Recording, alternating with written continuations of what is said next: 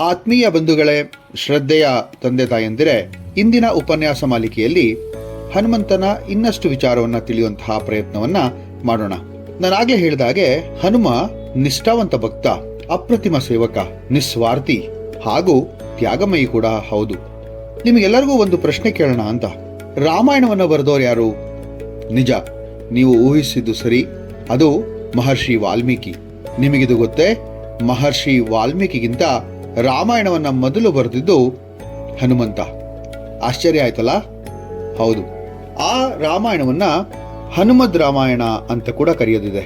ಹನುಮಂತ ತನ್ನ ಸ್ವಾಮಿಯಾದಂತಹ ರಾಮನ ಚರಿತೆಯನ್ನ ಮನೋಜ್ಞವಾಗಿ, ಅತಿ ವರ್ಣಮಯವಾಗಿ ಬರೀತಾರೆ ಅಂತ ಇದೆ. ಹೇಗೆ ಬರ್ದ ಹಾಗಾದ್ರೆ ಹನುಮ? ತನ್ನ ಸ್ವಾಮಿ ರಾಮನ ಒಂದು ಕಥೆಯನ್ನ ಹನುಮ ಬಂಡೆಗಳ ಮೇಲೆ ತನ್ನ ಕೈ ಉಗುರಿನಿಂದ ಬರೆದ ಅಂತ ಹೇಳೋದು ಇದೆ.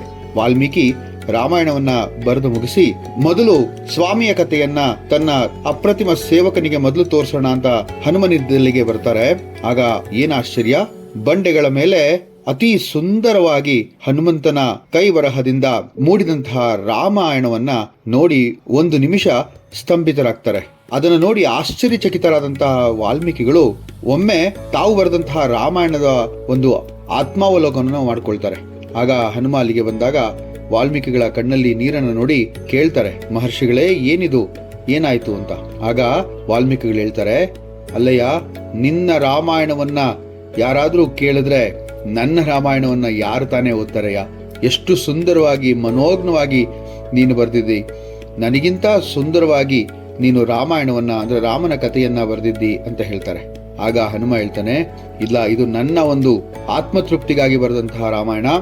ಆದ್ರೆ ಲೋಕಮಾನ್ಯ ರಾಮನ ಒಂದು ಕಥೆಯನ್ನ ಹೇಳೋದಕ್ಕೆ ನೀವೇ ಸಮರ್ಥರು ಅಂತ ಹೇಳಿ ತಾನು ಬರೆದಂತಹ ರಾಮಾಯಣದ ಬಂಡೆಗಳನ್ನೆಲ್ಲ ತನ್ನ ಮಂಡಿ ಕಾಲಿನಿಂದ ಚೂರು ಚೂರು ಮಾಡಿ ಸಮುದ್ರಕ್ಕೆ ಎಸಿತಾನೆ ಅಂತ ಹೇಳಿ ಹೇಳುವಂತಹ ಒಂದು ಪ್ರತೀತಿ ಇದೆ. ರಾಮಾಯಣವನ್ನ ಅತಿ ಸುಂದರವಾಗಿ, ಮನೋಜ್ಞವಾಗಿ ಹೇಳಿದಂತಹ ವಾಲ್ಮೀಕಿಗಳು ಕೂಡ ಚಕಿತರಾದಂತಹ ರಾಮಾಯಣವನ್ನ ಬರೆದವನು ಹನುಮ ಅಂತ ಹೇಳೋದಿದೆ. ನೋಡಿ, ಈ ರಾಮಾಯಣದ ಒಂದು ಸುಂದರ ಪರಿಕಲ್ಪನೆ ಆದದ್ದೇ ಲೋಕಕ್ಕೆ ನೈತಿಕತೆಯನ್ನ ಹಾಗೂ ಲೋಕಕ್ಕೆ ಒಂದು ಮಾರ್ಗವನ್ನ ತೋರಿಸುವಂತಹ ನಿಟ್ಟಿನಲ್ಲಿ.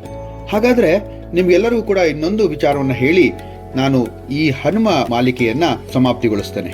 ರಾಮ ಸೀತೆಯ ಭೂ ಪ್ರವೇಶ ಮಾಡಿದ ಮೇಲೆ ರಾಮ ಬಹಳ ಕುಗ್ಗಿ ಹೋಗ್ತಾನೆ. ತನ್ನ ರಾಜ್ಯವನ್ನ ತನ್ನ ಮಕ್ಕಳಾದಂತಹ ಲವಕುಶರಿಗೆ ಬಿಟ್ಟು ತಾನು ಈ ಭೂಲೋಕವನ್ನ ತ್ಯಜಿಸುವಂತಹ ಒಂದು ಯೋಚನೆಗೆ ಬರ್ತಾನೆ. ಆಗ ರಾಮ ತನ್ನ ನರ ಅವತಾರ ಇದೆ, ಇದರಿಂದ ಮುಕ್ತಿಗೊಳಿಸಬೇಕು ಅಂತ ಹೇಳಿ ಧರ್ಮರಾಜನಾದಂತಹ ಯಮನನ್ನ ಕೇಳ್ತಾನೆ. ಆಗ ಯಮ ಈ ಒಂದು ಆಗ್ರಹವನ್ನ ಮನ್ನಿಸಿ ರಾಮನನ್ನ ಭೂಲೋಕದಿಂದ ವಿಮುಕ್ತಿಗೊಳಿಸೋದಕ್ಕೆ ತಯಾರಾಗ್ತಾನೆ. ಆದ್ರೆ ರಾಮನಿಗೆ ಮೊದಲೇ ಗೊತ್ತಿತ್ತು, ತಾನು ಈ ಭೂಲೋಕವನ್ನ ತ್ಯಜಿಸುವಂತಹ ಕೆಲಸವನ್ನ ಮಾಡೋದಕ್ಕೆ ಯಾರಾದ್ರೂ ಬಂದ್ರೆ ಅವರಿಗೆ ತಡೆಯನ್ನ ಮಾಡುವಂತವನು ಹನುಮ ಅಂತ ಹೇಳಿ. ಅಂದ್ರೆ ಯಾರು ತನ್ನ ಸ್ವಾಮಿಯನ್ನ ಇಲ್ಲಿಂದ ಕರ್ಕೊಂಡು ಹೋಗ್ತಾರೆ ಅವರನ್ನ ಸುಮ್ಮನೆ ಬಿಡೋನಲ್ಲ ಹನುಮ ಅಂತ ಹೇಳಿ. ಆಗ ರಾಮ ಒಂದು ಯೋಚನೆಯನ್ನ, ಉಪಾಯವನ್ನ ಮಾಡ್ತಾರೆ.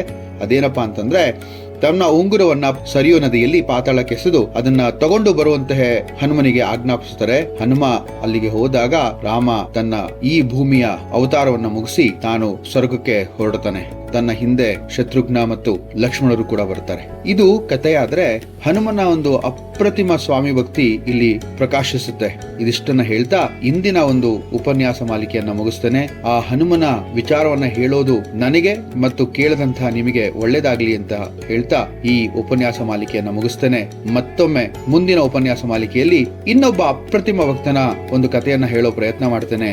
ಧನ್ಯವಾದಗಳು.